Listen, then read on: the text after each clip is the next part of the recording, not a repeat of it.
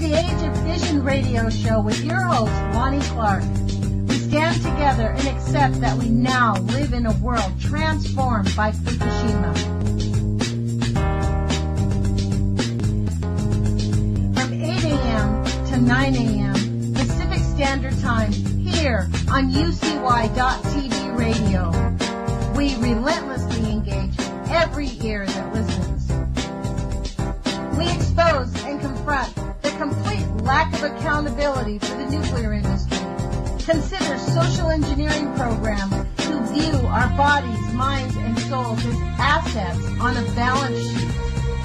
We discuss vital current issues, interview activists, and engage our audience in an effort to allow all voices to be heard. The Age of Vision radio show creates a venue that all will choose.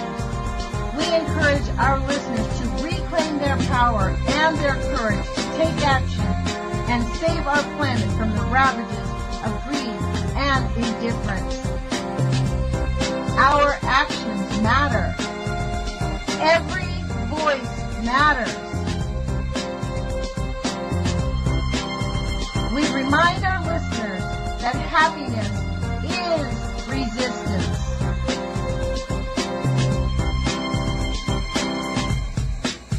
Love is greater than fear.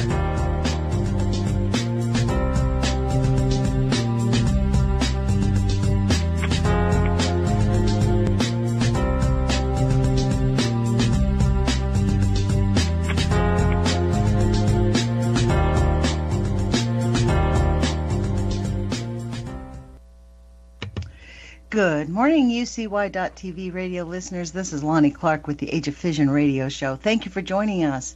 Today is May 25th, 2018. It's 8 o'clock in the morning here in Eugene, Oregon, and it is a gray day. I haven't been out, but it doesn't look too cool.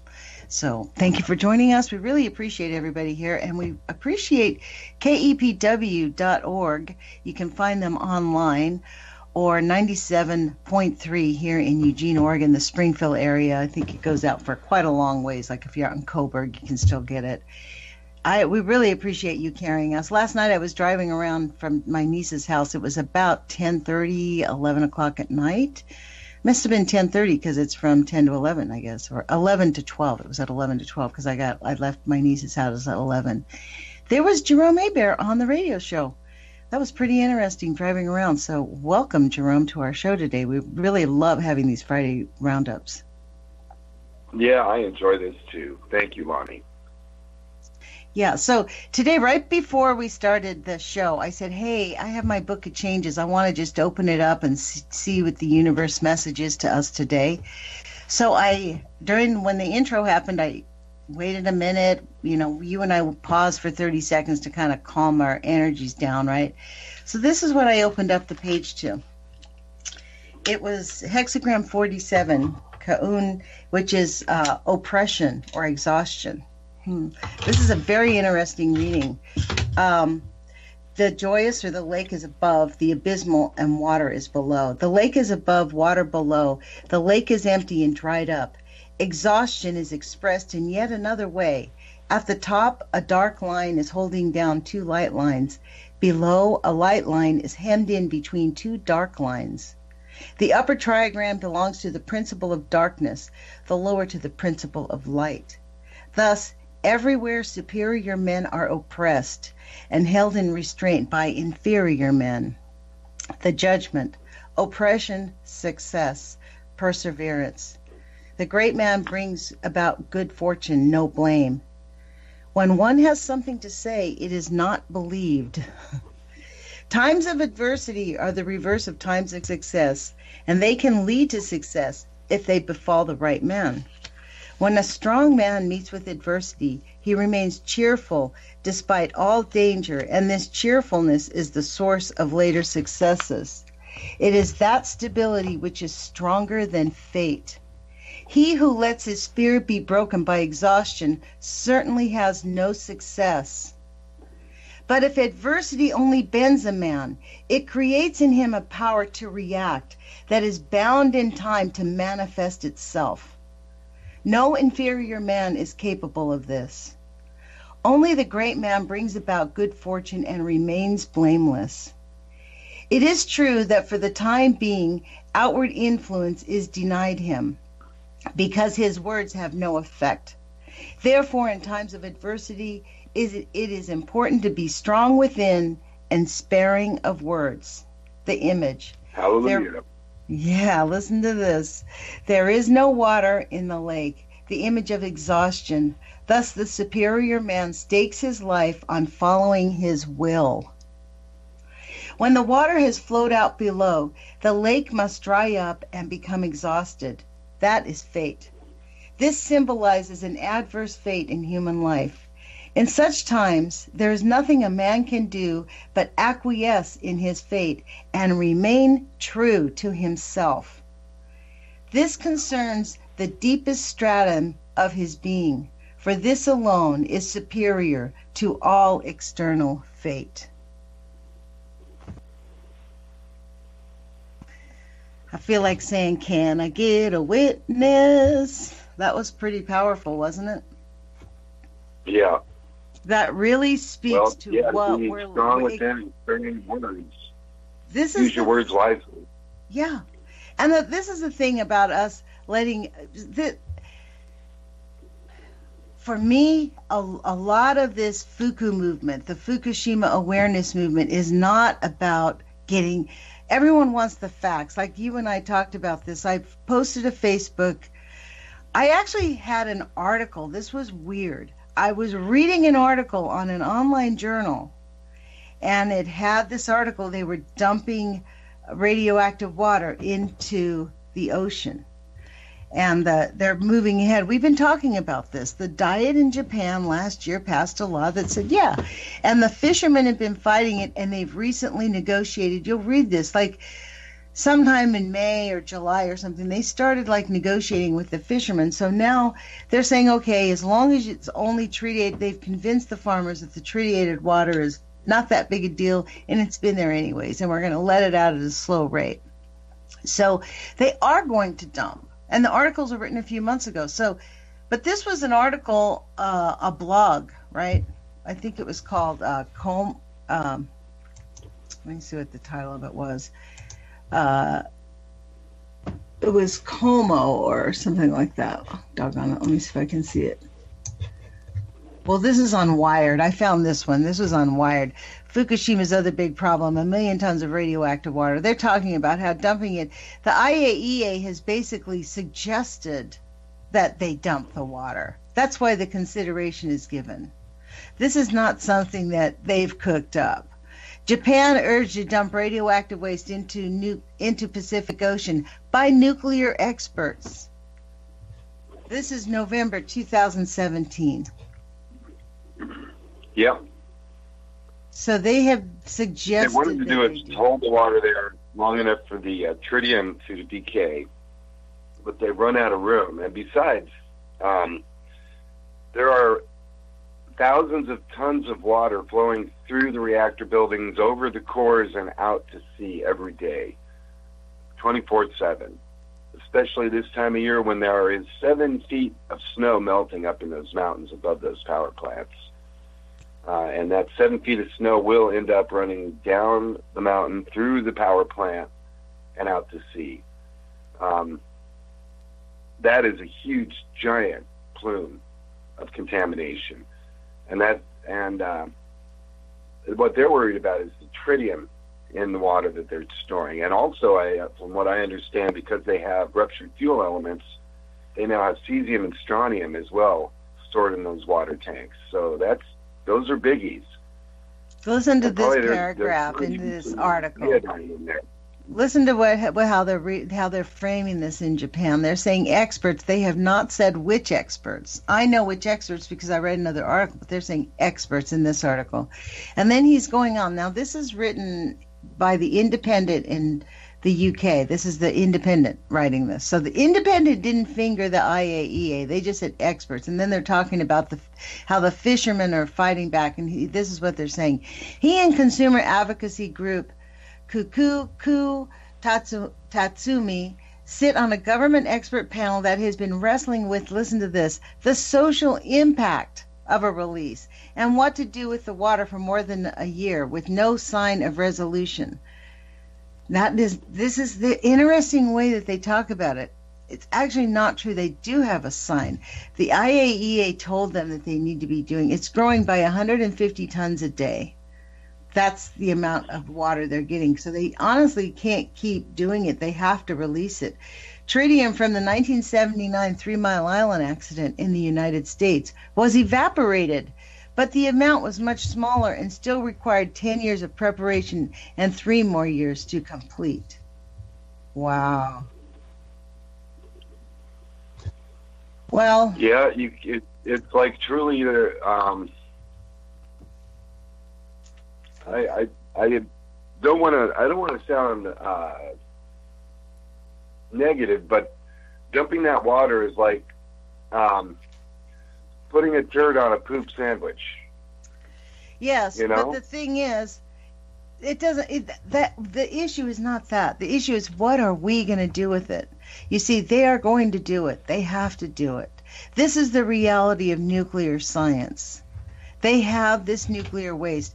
And yes, it was in its infancy, and they have created huge mistakes. I'm not saying that nuclear can't be a fabulous energy source if they solve the problem of fixing the contamination they've already caused.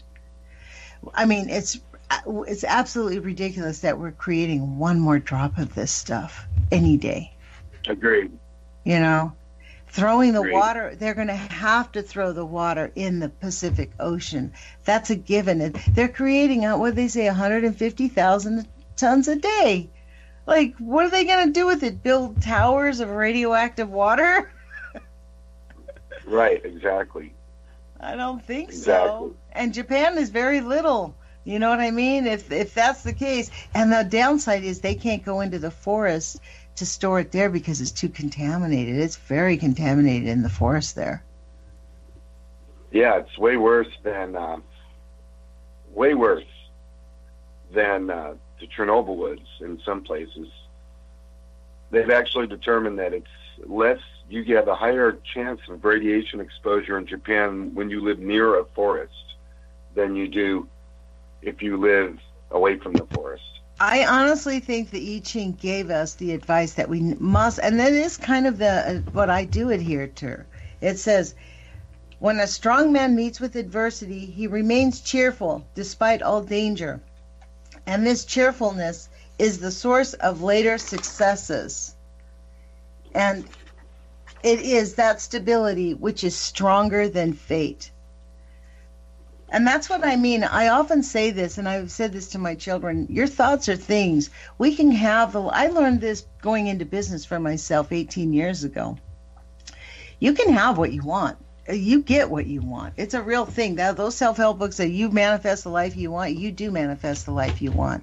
And you can change things. I mean, I was told by doctors I was going to be really sick all of my life. I was going to get old and cripply. You know? And I reversed my health. I got healthier. You know what I mean? I got rid of the arthritis that plagued me in my early adulthood, the severe arthritis and the severe female problems. I had very severe female problems. And I had intestinal problems. I was a wreck because I was a child of trauma. My body systems had broken down, my adrenal glands. That's what Dr. Bob said when I met him.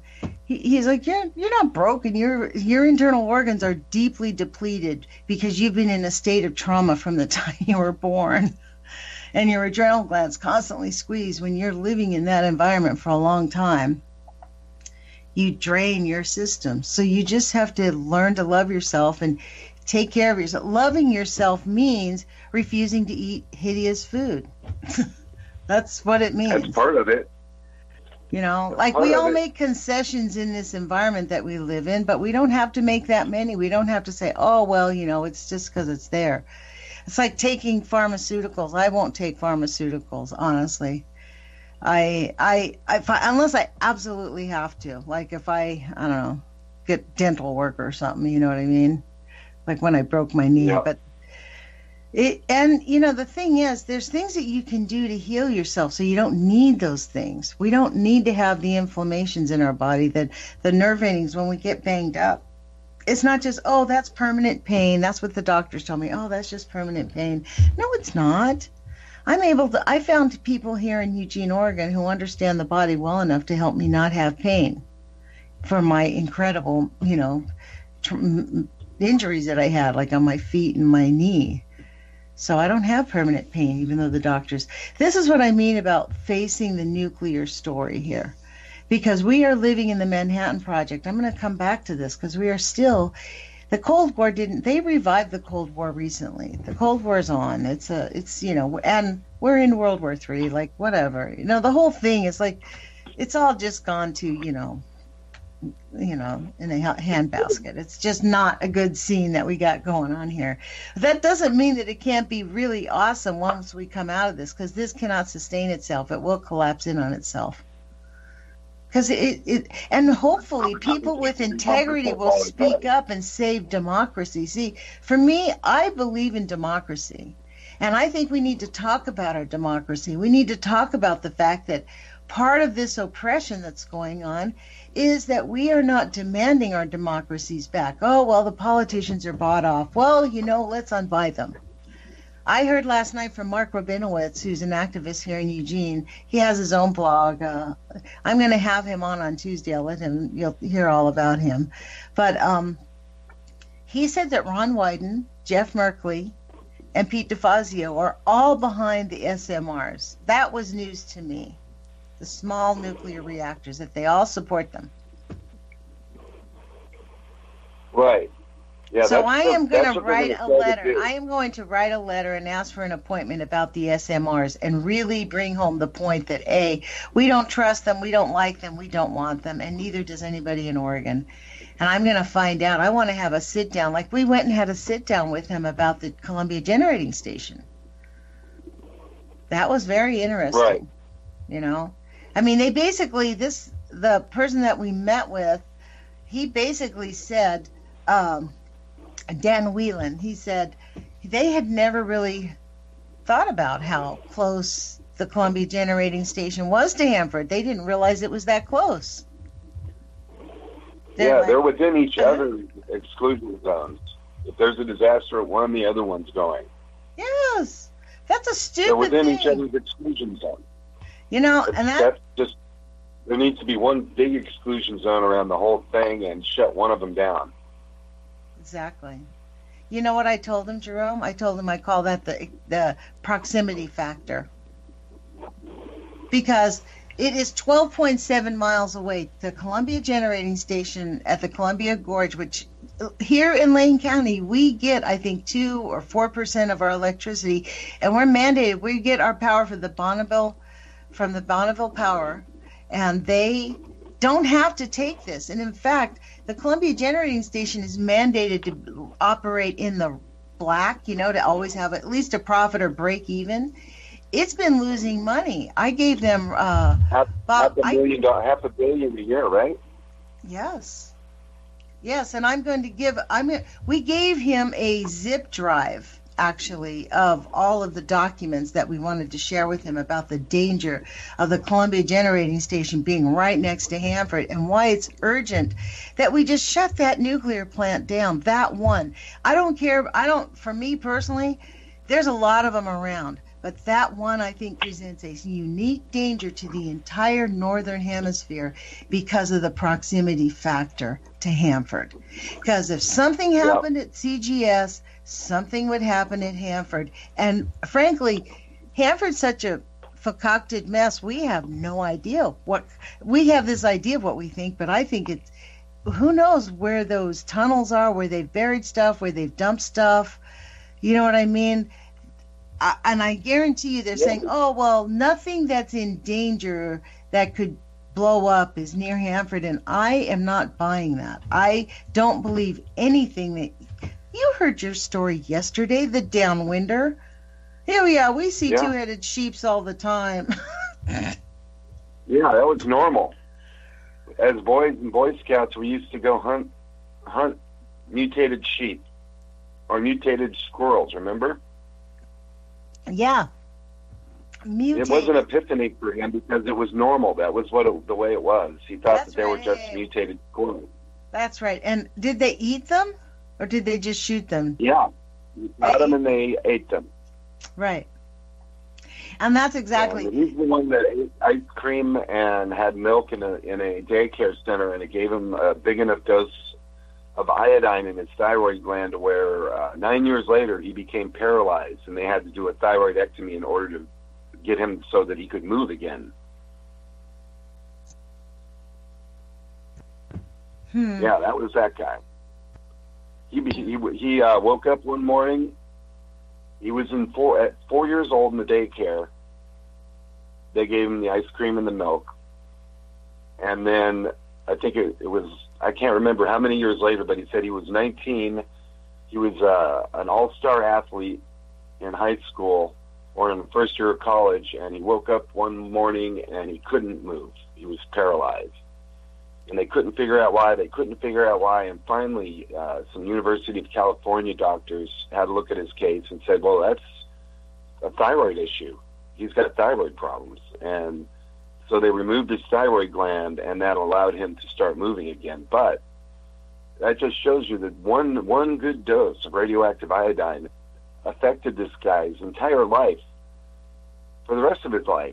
I wonder if he was able to have children. Until I doubt it. He did mention that, yeah, he adopted. They adopted kids. I bet he was not able to have kids. I would not be surprised if he did. This is the thing with a person who's exposed like that, who has, you either cannot reproduce or your children, like I heard a woman from Chernobyl, right? Her parents were super happy. I heard this on Rad Chick's show a long time ago. It was when I first paid attention in 2012, and it hit me like a brick. I think it was Rad Chick or Libby Halevi's show, one or the other.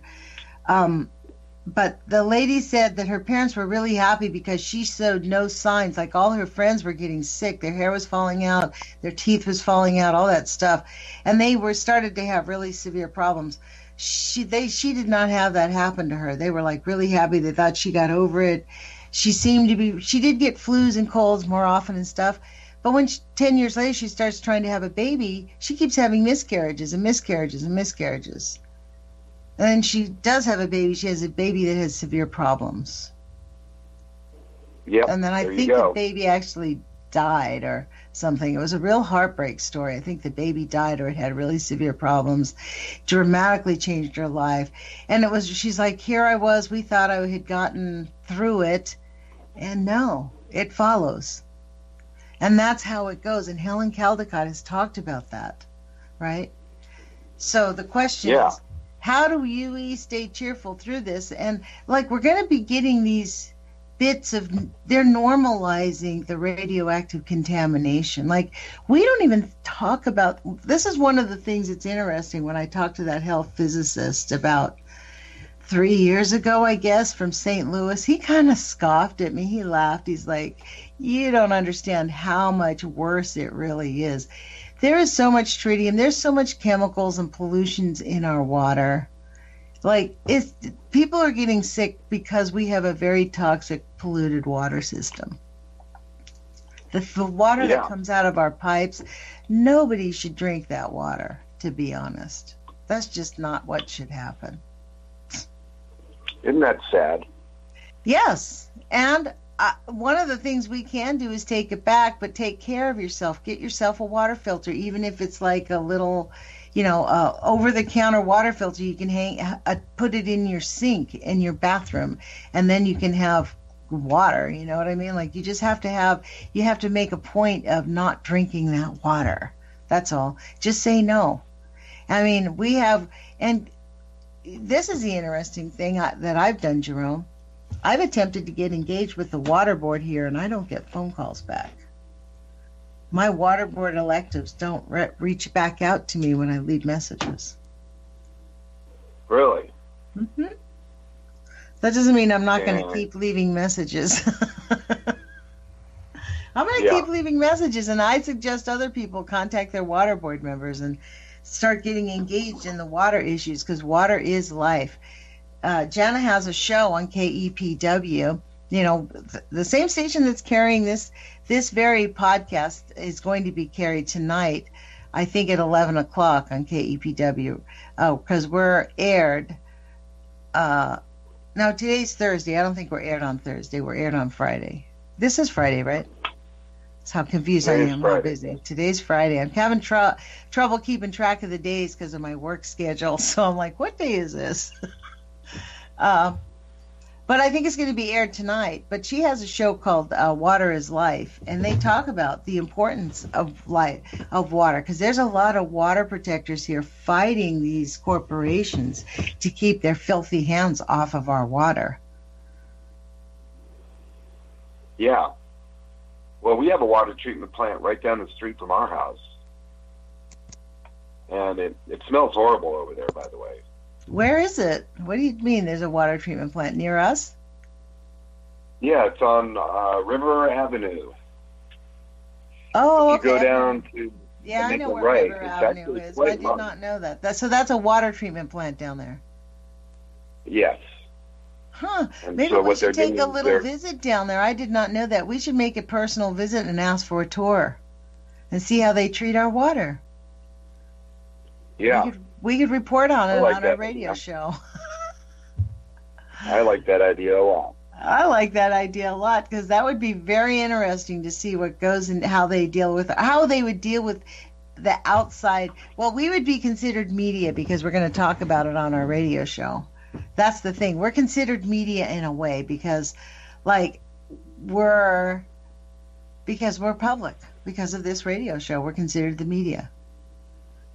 Yeah, so they give us a different kind of a tour. Well. What did you say as well?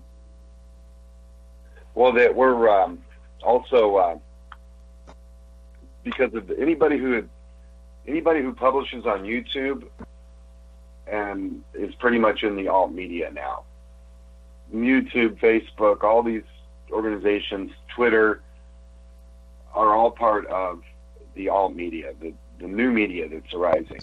And the new media that's rising is going to be an intrinsic part of the decommissioning of our nuclear power plants across the United States. And actually, the restoration of a lot of our what we consider our inalienable rights. Jeff Cohen was talking about this last night. I went to go see his documentary, All Governments Lie. He's sponsoring some fundraisers for KEPW this week. And actually, he's going to be at Mozzie's on Monday night, in case anybody wants to make plans. On Mozzie's from 5 to 9, anybody that goes in with the coupon you download from our website at kepw.org, you can walk in and they will give our radio station 30% of the proceeds. So I'm just going to plug that really quick. But Jeff Cohen was talking about this last night at his movie after we watched this movie, All Governments Lie.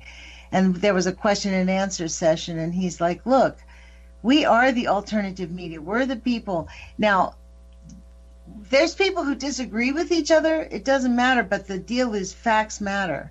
And we can find the facts, but the mainstream media, the Rachel Maddows, the Fox News, all those people, they all.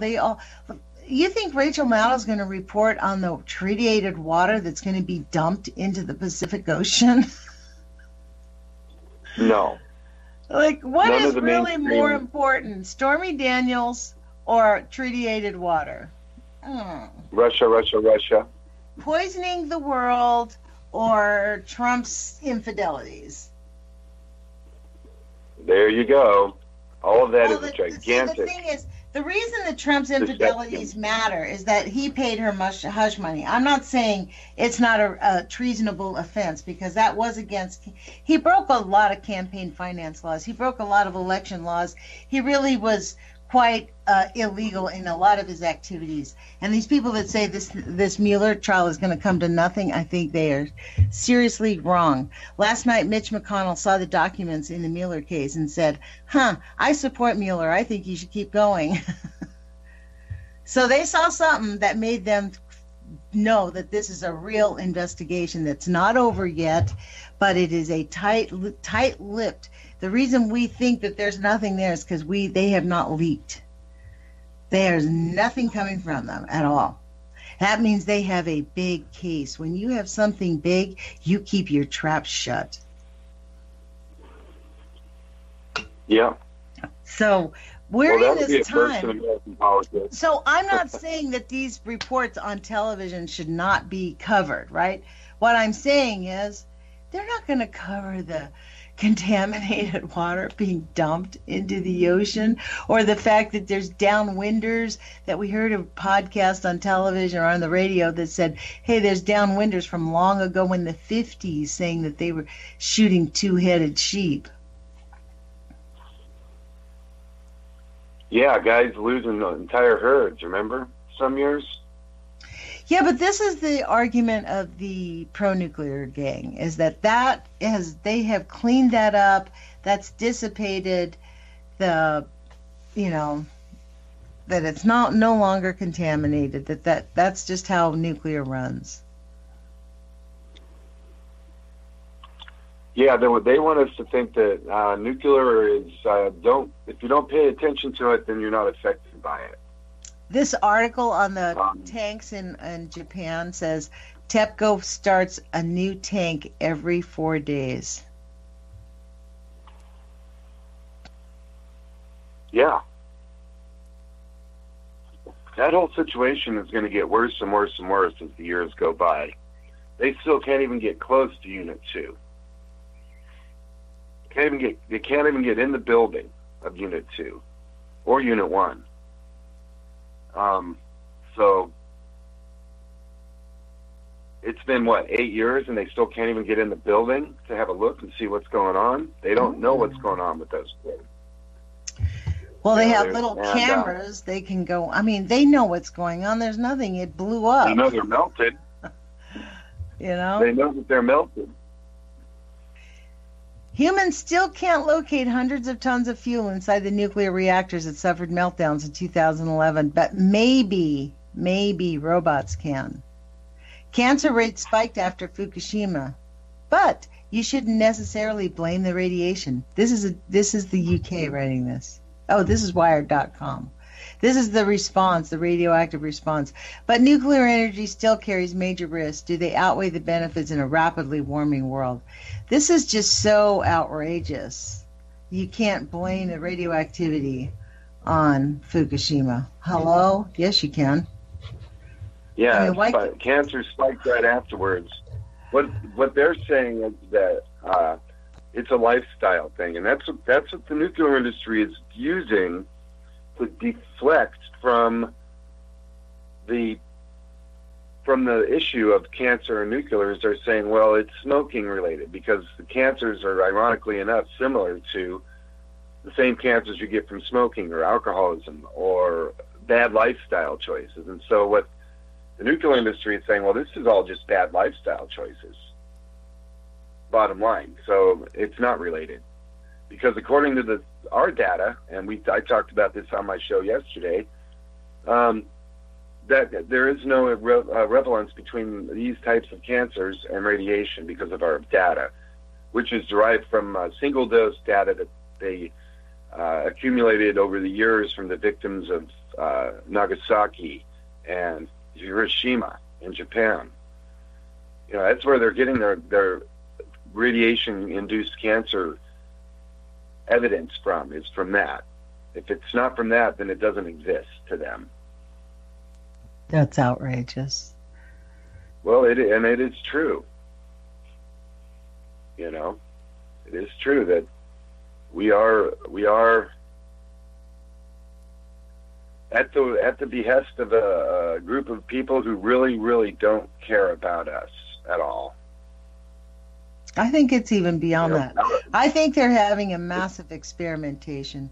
This article from The Independent ends with this statement. It says, some experts have proposed moving the tanks to an intermediate storage area or delaying the release until 2023, when half the tritium that was present at the time of the disaster will have disappeared naturally. Wow. Right, exactly. Wow. But you see, that's not mentioning the strontium, the cesium that's in that water. That's what I was just. Do you know scientifically? Can they filter out the plutonium, the strontium, the cesium, strontium, and cesium? I think they can filter. They can filter out the strontium and cesium. They depose it, but not all of it. You're still going to have a little bit there. And plutonium, I doubt there's any plutonium in that water.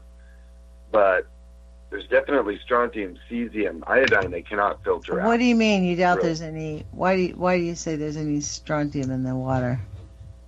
I mean, why? Plutonium. Because Why? the water is flowing over melted nuclear fuel, and melted nuclear fuel is Why loaded. do you think there's no plutonium in the water, though? Because there's pretty much no plutonium anywhere on the site. There's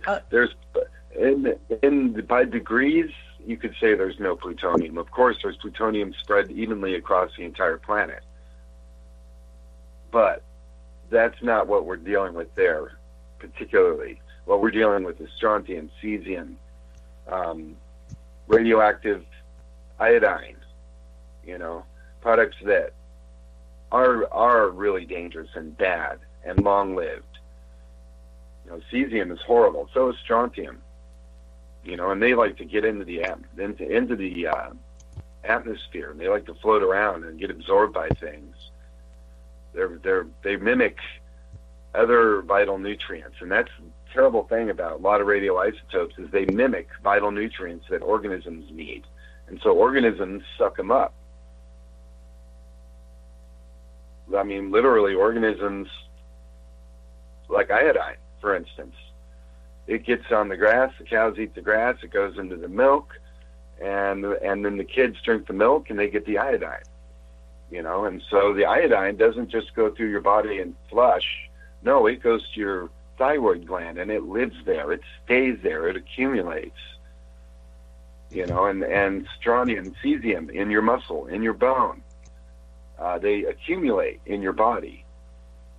And the dose, and you won't know it until, like the guy, that downwinder we were talking about earlier. It took, from the time he was 4 till he was 19 for the effects to hit. But they hit, and he got what he calls the Hanford necklace. They have a name around the Hanford area for people who have thyroidectomy scars on their necks, and they call it the Hanford necklace, Lonnie. That's how many of them there are. But the government is keeping all of this really quiet. I'm sure. And I'm sure they don't call it that now. Connected. Yeah, they do. Yeah, that's what they call it.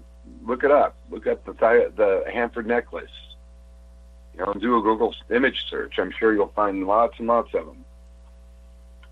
I wonder what their rates of cancer and thyroidectomies is up in the Richland, that whole Hanford area and that whole area up there. Wow. Well, so this is what they're saying. So what they're proposing is that they can keep these, they can filter the water out from the cesium and the strontium and then put them in tanks and let them sit till 2023 and then release them into the Pacific Ocean. The problem is every 4 days they're building a tank. Right? Yeah, there's no way to deal with that water. Yeah. There really isn't. It's almost worse to let it accumulate and then dump it all at once versus just let it be a turd on a poop sandwich, more or less. Going out to ocean. Their ice wall didn't work. You guys, they knew that. They knew it was not going to. It's a Pandora's box, and it's open now, Lonnie.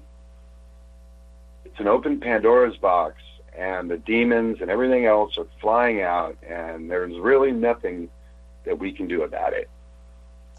I don't think so. I refuse to accept that, Jerome. There's stuff we can do about it. We're going to get into a highly radioactive nuclear plant and clean it up. How do you do that, Lonnie? Well, I don't know. We don't have the solutions yet. That doesn't mean we can't find the solutions. I'm not saying we can't find the solutions. I'm saying we don't have any way to do anything about it Not right now. Period. Exactly. So that means that what we have to do as people who are aware of it and willing to speak about it is help people understand that it is vitally important to eat healthfully, to exercise, to keep your body, walk every day, do exercise, like make sure you get some exercise in every day or 5 days a week. Don't just, because that's when your body is stagnant, when you're putting a lot of sugar in your body, you are an attraction for cancer and disease. That's because your body and your organs aren't functioning right because they're being bombarded by chemicals, like eating plastic food, eating packaged food. Is in this time of Fukushima,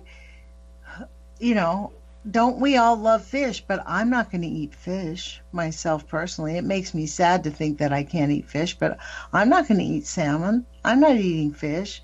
I don't believe that anything they're going to give us in the fish zone, because fish does especially John Goffman said that, the fish that comes not out of the ocean but out of the rivers, they actually magnetize magnesium, the cesium, 1,000 times.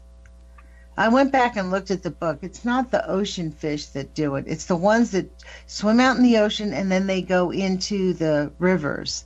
That's why this I would venture to say if we tested a salmon that would show some higher level of cesium because of it. No, I don't know how much higher, but I bet it would show something higher. Yeah, and a lot of the salmon are swimming out to sea and then not returning. Like a huge, huge number. We're losing, I would say at this point it's safe to say that salmon are an endangered species. So are humans. Whether they want to admit it or not. No, humans are thick. We're thick as flies. But we could go from that to nothing in one generation. Think about that. Mm. Think about it. If in one generation you lost half of the human population, how that would affect the other half, and how the whole thing would fall apart. It wouldn't take much. And I think that's one of the things about humanity is we're so sure of ourselves and we feel so secure, and nothing could happen to us. We really believe that. We believe that our civilization and our America is great and the best country there's ever been in the world, and we're just a speck in the time space of the continuum of the world. And 200 years is almost nothing when you look at the length of the life of a country. And we're due. Just like any other country, we're no different.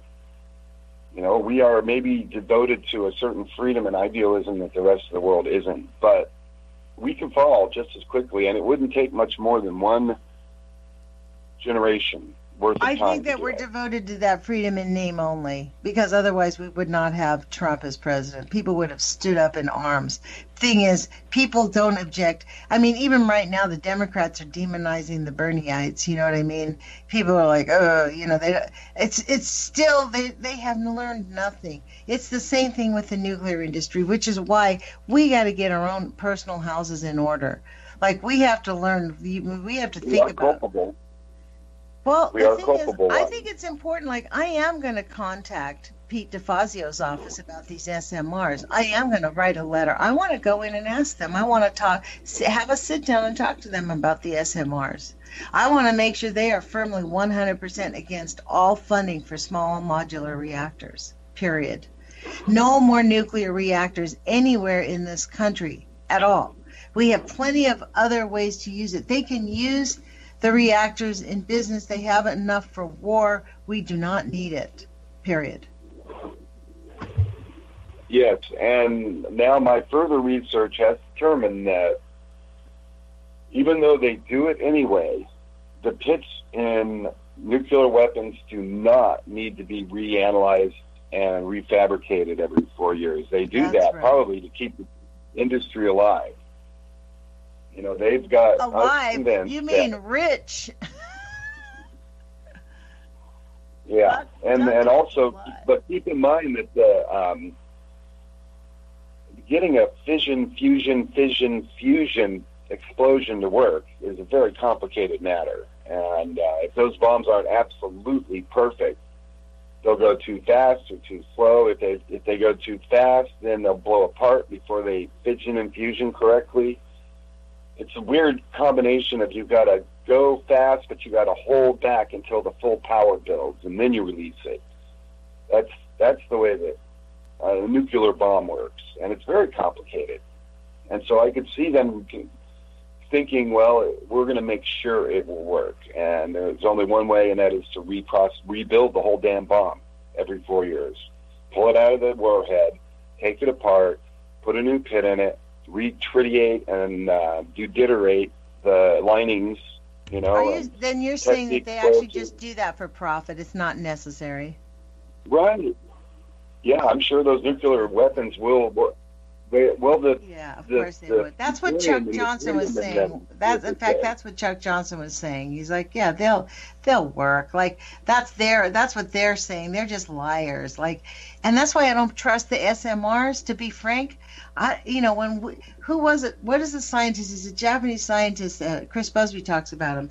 They discovered that the whole Hiroshima, Nagasaki findings from the U.S. government were completely falsified because they threw out the control group, because the control group made the point, exacerbated showed extremely high how radioactivity causes severe harm and will remain in severe harm. And so they just threw out the whole study. They threw out the control group, and they got another control group that had been exposed, and then they reassessed the equation so that they could develop their study. I mean, and those are the numbers, Lonnie, that they use to determine cancer risk to this very day. That's the information. So see, these kinds of statements, when I'm talking to people, like, this is the thing, like, when I posted that thing about Japan is going to release millions of tons of water into the Pacific Ocean, there is an article where they said that they can dump that water. They are being encouraged to dump the water. The IAEA, look, I bet you 2-1 the IAEA has its recommendations right on its website because they have them. I mean, this is the thing. Now, can the Japanese government implement this as quickly as they want? Because the Japanese people are definitely fighting back. That's the other question. They are standing up, as much as they can. So, the company that kiboshed the plutonium plant at Hanford, they messed it up. Well, they got a $9.9 million incentive bonus from the Department of Energy for their work.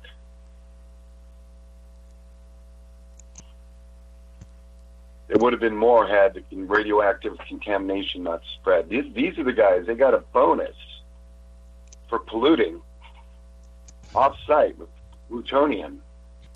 Remember that? There was 30 workers that went home with plutonium in their boots, on their clothes, in their cars.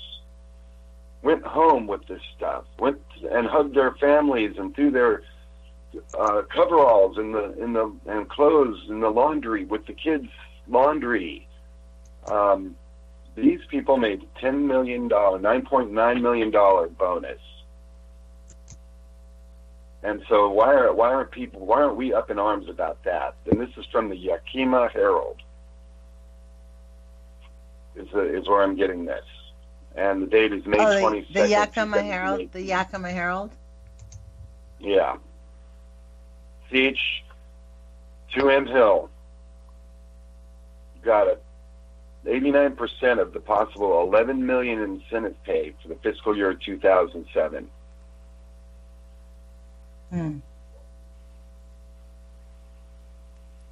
Because they got in under schedule. Didn't matter. It doesn't matter. What did they get? Instead of getting 11 million, they got 9.9 million. And somebody probably got fired over that. Well, that's what I'm saying. You I know, said this before. They're incentivized to make mistakes because it's only about making the deadline dates, not getting the maximum thing perfect, you know? Like, that's exactly the issue. right, because it's become a capitalistic endeavor. It's not. We need to socialize the nuclear program. It needs to be completely gone over and contained and handled by the government, and the government needs to hire people to do the work. They don't need to hire contractors to hire people to do the work. The government needs to have citizens involved directly who are hiring other citizens who are actually concerned about the health and welfare of the citizens, not the health and welfare of their corporation. Because CHM2 Hill doesn't give a damn that how many people are now going to get cancer because of the plutonium particles that they sent over the fence 10 miles away. Outside the site containment area, they were finding plutonium dust from this plant. And that was just the auxiliary buildings of the plant. They had to quit. They had to stop. It's like, well, cover it with foam and hopefully it doesn't blow too much more in the wind. May 11th, 2018. That's on a balance sheet. What are the odds that somebody's going to get cancer from this? 1 in 450,000. That's an acceptable risk. Yes, okay? it is. We are on a balance sheet. Yes. And we are a number. We are not an individual and a person in the eyes of this industry and of these people. And that's because it's been taken out of our hands. It's been taken out of the hands of the people and given to the corporations. And corporations do not give a damn about the health and welfare of the people, except as it affects their bottom line.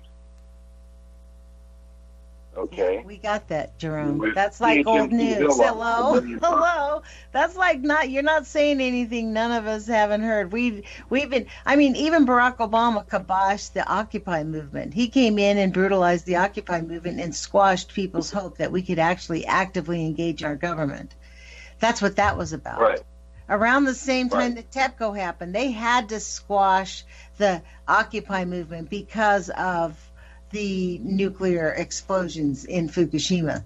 Because if we had had an invigorated public who was actually actively engaged, millions of people would have seen right through it's safe, don't worry about it. A lot of Americans live right next door to nuclear power plants. In fact, the one at Columbia Generating Station is exactly the same design, not identical because none of them are identical, but the same design as the one that's in Fukushima. Yep. And that may be the same type that now has control rod issues. And control rod issues yesterday that a bunch of different reactors, all like probably 30 reactors that are operating of the 100 that we have this huge control rod issue wherein the guide sleeves on the control rods can become jammed during operation, which means that you will have a jerky control rod action, or maybe they'll get caught and you won't be able to get them in or out effectively. That could cause the localized fuel failure. Maybe not a full core meltdown, but it could cause a hot spot enough to where you lose part of a fuel bundle. Because that happens quite often. And I think people don't realize that either. Those pretty zirc alloy clad tubed things, when you pull them out of the reactor sometimes and they've gotten too hot, they'll melt in the middle or on the edge or crack. The cladding will crack. And when that happens, then all the nasties that are in there get out. Okay, that zirc, somehow magically that zirc alloy cladding retains the strontium and the cesium and everything within that fuel rod. But as soon as that cladding goes, then all of that can get right into the atmosphere. Radioactive iodine gas, it must just bubble out of the, if you were to break a fuel rod in the water and watch it, it would probably just bubble like it was boiling the water, and tons of gas would come off of it if it's hot. So yeah, and those small modular reactors, terrible idea. You're right, Lonnie. I've done a couple YouTube videos on them, and they are a Fukushima in a can.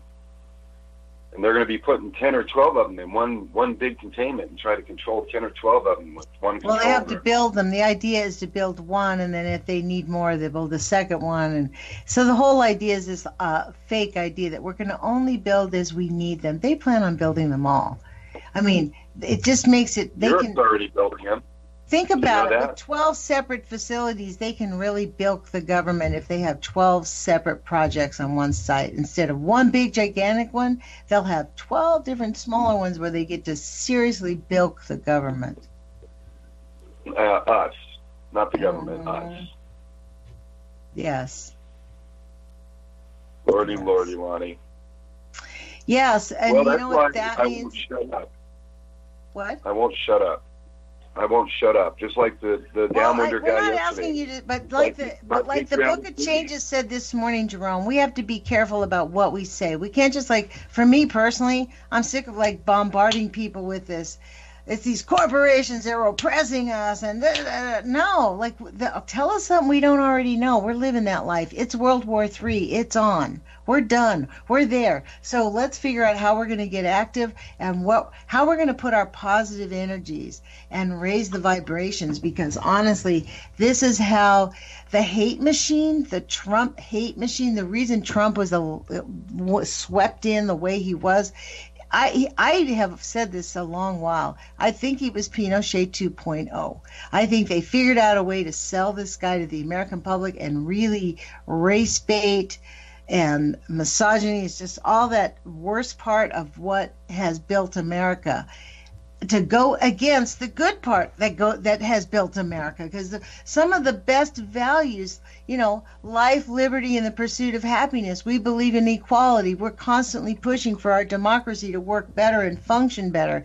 That's what people are demeaning the Russiagate thing and saying, oh, there's nothing to it. That's not true. Russia did interfere with our elections. Russia did help Donald Trump get elected because they were able to influence the minds of people, intentionally doing this. And then on top of it, you have the corruption of the Democratic Party sabotaging the only candidate who could have won and beat everybody else. So it was a concerted event. It was not, one-sided. You know what I mean? Now, do I think the Russia investigation will disclose the truth? No. It's just like the JFK Commission, the 9/11 report. They're all effing liars, But something's going to come of it, and we have to fight for our democracy. It's up to us. We are the alternative media, and we do not need to back down. Yeah, I agree. Yeah, I will not go quietly into darkness. Well, what we have to do is figure out, I'm going to see my elected officials. I invite you to join me when we can. We can coordinate on that since you live in town. I mean, this is the thing. We need people, and people especially listening to this in Eugene, Oregon on KEPW, and thank you for carrying our show. If you hear this on the air, get actively engaged. Wouldn't that be awesome if we had people from every city making appointments with their elected officials to talk about these issues? And sit down for half an hour. Yeah, see it would be a little bit of a pushback. That's what got St. Louis. They started listening because people organized and demanded it. So we have 35 seconds, Jerome. All righty. Well, Lonnie, thank you very much. I'm sorry I talk so much. I apologize to our listeners also that I seem to monopolize the air, but I guess I need to have some of my own time so I can vent, huh? Put your courage feet on, you guys. We really appreciate you listening to us, and we will talk with you soon. Bye, Jerome. Bye. Yeah. We'll talk to you guys later. Thank you, Jules, for KEPW and UCY.TV. Thanks a lot.